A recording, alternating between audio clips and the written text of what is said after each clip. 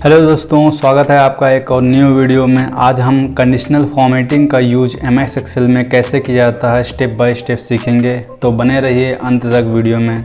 Conditional formatting का use basically किसी दिए हुए कंडीशंस के आधार पर किसी सेल या किसी रेंज ऑफ सेल्स को हाईलाइट किया जाता है, और यह नियम जो होता है नंबर, वैल्यू या टेक्स्ट किसी भी फॉर्मेट में हो सकता है। तो चलिए डिटेल में समझते हैं। जैसे ये एक सेल्स रिपोर्ट है, इसमें हम कंडीशनल फॉर्मेटिंग का यूज करना सीखेंगे। कंडीशनल फॉर्मेटिंग जो होते हैं हमारी होम टैब में स्टाइल्स ग्रुप में जो होता है वो हमारा कंडीशनल फॉर्मेटिंग होता है। स्टाइल्स ग्रुप में कौन कौन से होते हैं? Conditional formatting, format, as a table, cell styles. तो ये है हमारा कंडीशनल फॉर्मेटिंग। कंडीशनल फॉर्मेटिंग में सबसे पहले आता है हाईलाइट सेल्स। हाईलाइट सेल्स में आता है greater than, less than, between, equal to, text that contains a date occurring, duplicate values. Top और बॉटम रूल्स जो होता है उसमें आता है top 10 items, top 10%, bottom 10 item, bottom 10%, above average, below average. और डाटा वार्स। डाटा वार्स में आता है gradient fill, colour fill, solid colour fill. उसके बाद आता है कलर स्केल्स। कलर स्केल्स में भी आप कलर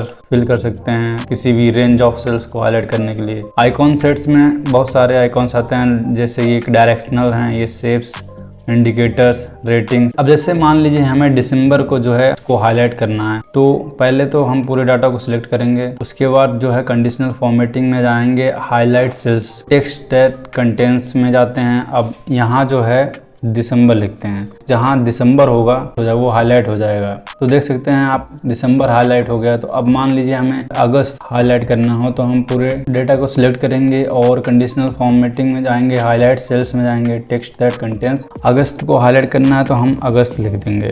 तो आप देख सकते हैं अगस्त भी हाईलाइट हो गया है। अब जैसे मान लीजिए अब इसमें जो है ये सेल्स रिपोर्ट, टॉप 10 जो सेल्स हैं वो हाईलाइट हो जाएं, तो हम कंडीशनल फॉर्मेटिंग में जाएंगे, top 10 items, top 10 item select करेंगे और देखेंगे तो ये टॉप 10 जो सेल्स हैं वो हाईलाइट हो गई हैं। जैसे कि $99,000 से $63,000 तक की सेल्स हाईलाइट हो गई हैं। अब मान लीजिए कि बॉटम 10 आइटम्स हमें सिलेक्ट करनी है, तो हम पूरे डाटा को जो है सिलेक्ट करेंगे और कंडीशनल फॉर्मेटिंग में जाएंगे और टॉप बॉटम में जाएंगे, बॉटम 10 आइटम सेलेक्ट करेंगे तो बॉटम 10 सेलेक्ट हो जाएंगे। इसमें जाएंगे, इसमें सेलेक्ट करेंगे तो जो है इसमें भी बॉटम 10 आइटम्स सेलेक्ट हो गए। तो इस प्रकार से जो है टॉप बॉटम रूल्स का आप यूज़ कर सकते हैं। अब जो है डाटा वार्स का यूज़ करते हैं। तो सबसे पहले जो है, जैसे यहाँ पर हम इस सेल्स को हाईलाइट करते हैं डाटा बार्स के स्टाइल में, तो पहले इस कॉलम को सिलेक्ट कर लेंगे, कंडीशनल फॉर्मेटिंग में जाएंगे, डाटा बार्स में जिया है, जैसे कि ये ग्रेडियंट फिल कर सकते हैं आप, यहाँ से ये लगा सकते हैं, ये चाहे ये लगा सकते हैं, या सॉलिड फिल कर सकते हैं, जैसे कि ये ग्रीन वाला, ये रेड, ये हल्का सा पिंक जो है। तो मुझे जो है ये सही लग रहा है तो हमने ये लगा दिया।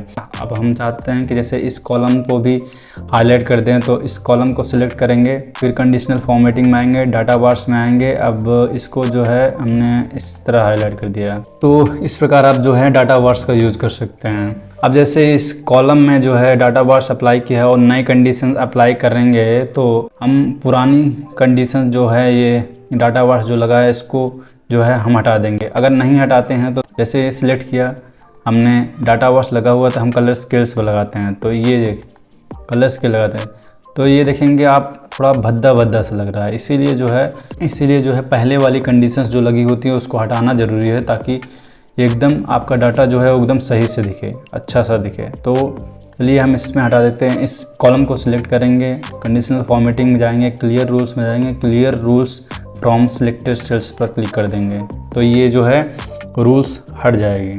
तो अब इस पर कलर स्केल्स कंडीशन लगा सकते हैं, तो कलर स्केल्स में आएंगे तो ये तो अब जो है अच्छा लग रहा। तो इसीलिए जब भी आप कोई न्यू कंडीशन लगाएं तो पहले याद रखें कि पहले वाली जो कंडीशंस लगी हैं उसको हटा दें, तभी न्यू कंडीशंस अप्लाई करें। तो अब जो है इस कंडीशंस को हटा देते हैं, सिलेक्ट करेंगे और उसको क्लियर रूल्स कर देंगे वापस। तो आप आइकॉन सेट्स में चाहे तो आइकॉन भी लगा सकते हैं जिस डाटा में लगाना हो।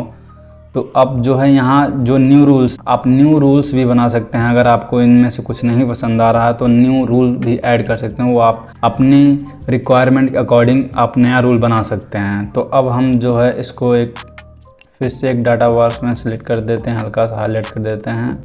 तो दोस्तों आज के लिए बस इतना ही। अगर आपको कोई डाउट हो या कुछ टॉपिक्स ना समझ में आए तो आप कमेंट करके बता सकते हैं, हम आपकी क्वेरीज या डाउट जो है सॉल्व करने की पूरी कोशिश करेंगे। तो मिलते हैं नेक्स्ट वीडियो में।